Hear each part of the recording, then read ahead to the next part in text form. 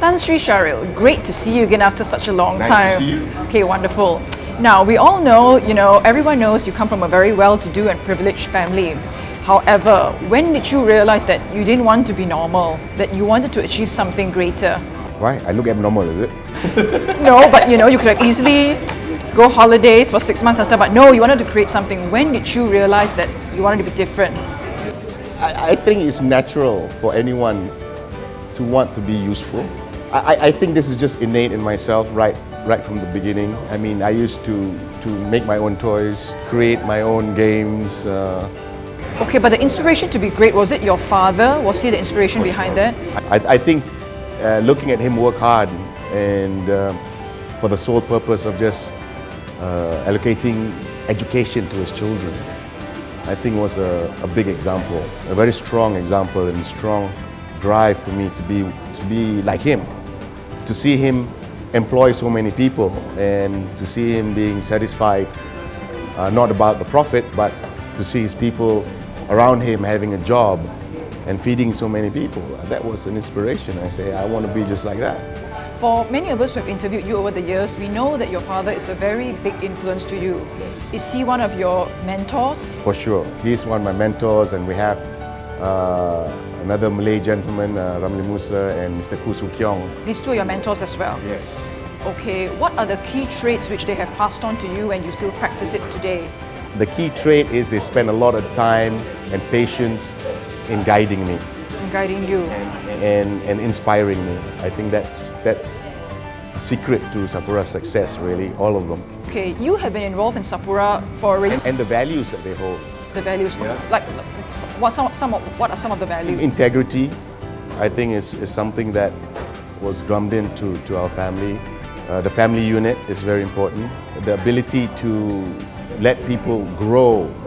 And empowerment, when people were talking about empowerment in the 80s, actually in the 70s, these guys were already practicing it. I mean, the way the company was developed by generating ideas and empowering individuals. When was the inflection point when you realized you wanted Sapura to be a juggernaut? It was never about to be a juggernaut. It was about to create an organization that technically was very strong. I mean, that was the base. If you look at our vision, that's what it says. And a company that accorded value to its customers. So a team of us got together and said, actually, what kind of service in Malaysia that was underserved? And really, if you look at it, in the late 90s, there was hardly any oil service providers. And yet we were an oil producing country. Yes, that's right. So to us, it was putting together a team and putting together assets to address this business and filling in the gap. While others were very interested and crazy about IT and all this, we exited that area, telecommunication IT, we exited that area and said, actually, this is where the opportunity is. There was not many people understood the business, and this is the direction, and we were committed to it, and we did it. SapuraKencana today has an order book of about 26 billion. I mean, everyone will always say, it gets jobs because of maybe certain connections or whatever. Do you want to say something about that? Well, they can say anything they want, but I must know a lot of people around the world because we serve about 20 countries. Yes, I know. And the biggest market right now is Brazil, which is over 60% of our order book. So I guess people know the company, people know that we deliver, we have a very good track record, and that's what's selling the company today, and that has been 20 years in the making. The challenges are different. Yeah, now we have a lot more people, the structures are in, we need to communicate a lot better so that everyone's aligned. However, it's also an advantage because we have all these assets. We have a fabrication yard, we can fabricate ourselves. We can go to EPCIC because we can fabricate and install. We recently went into drilling, and that has integrated very well into the company. You know what's really exciting? When we did the merger, the buy-in from the people of two companies was so quick. People got aligned and very excited about SapuraKencana on day one.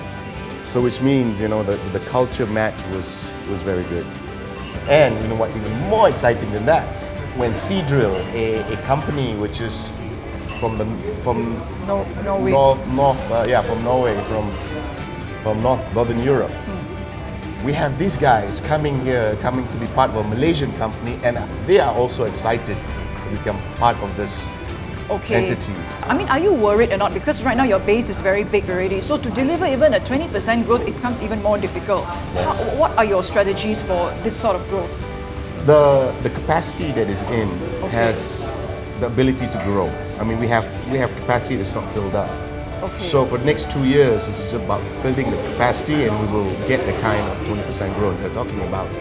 But going forward again, we're a company we're always ready to do different things. Okay. Are you going to go more upstream now? I think we are an upstream service provider, and we'll continue to fill in the gaps where there are opportunities to strengthen technology, strengthen our subsurface execution, look at more well intervention type capabilities in-house, so that we can internalize even more value. How important is it for SapuraKencana to own a producing asset? If you guys want new fields, that'll be good, but if you didn't? Well, we are very clear. As SapuraKencana, we are an oil and gas service provider. Okay. Yes, we are looking at the new field assets. Yes. If we are successful, then the structure will change such that, we cannot be both an asset owner and a contractor at the same time. Yes. So when you say you change, what do you mean? A separate subsidiary, a separate listing? We are looking at it very carefully, but for sure we have to decouple the risk, because the risks are different. What do you think is the next big thing in oil and gas? Is it shale? I mean, deep water we know already. What's the next big thing? Shale will definitely play a role. Shale play a role, huh? Yeah, play a role. I think we've seen how shale has changed the landscape in the US. And other places are also looking at shale. So in the next half a decade, you see shale probably play a bigger role. But at the end of the day, I think the onshore, offshore, conventional hydrocarbons will still be a bigger portion of it. What are SapuraKencana's plans for the next 6 to 12 months? We are continuing to consolidate our position, continuing to bid, making sure that our capacity is used up, and addressing Latin America. We're also going to start addressing Africa. Africa, that's an interesting market, right? Yes, I think it's a developing market. We have to be careful though, because it is a new area for us. You're bidding for what kind of jobs there? Contracting jobs. Oh, contracting jobs. Because our drilling, we are already active in Angola. Okay. We have a couple of drilling rigs there. Are you bidding for any other producing assets? We are looking at farming in a few assets in where? In Indonesia. Oh, in Indonesia. Kalimantan. I see. Brunei. Okay, Kalimantan, Brunei, I see. Are you positive on the formation of Vestigo? I think it's a very good move. Okay, basically Vestigo, they become the PSC, is that how it works? They become the rock and the petrofacts? No, that is a vehicle which is going to be smaller, nimbler to decide on capitalizing on small fields. Yes. And this is what they're going to do. Okay, there was a news report on Monday which said that you may be tying up with Vestigo to bid for the Bubu field in Terengganu. Is that true? We are always bidding. You're always bidding. So are you bidding for this Bubu field? We have been bidding for this Bubu field for a while, yes. Okay, thank you very much, Tan Sri. It was good to have you today.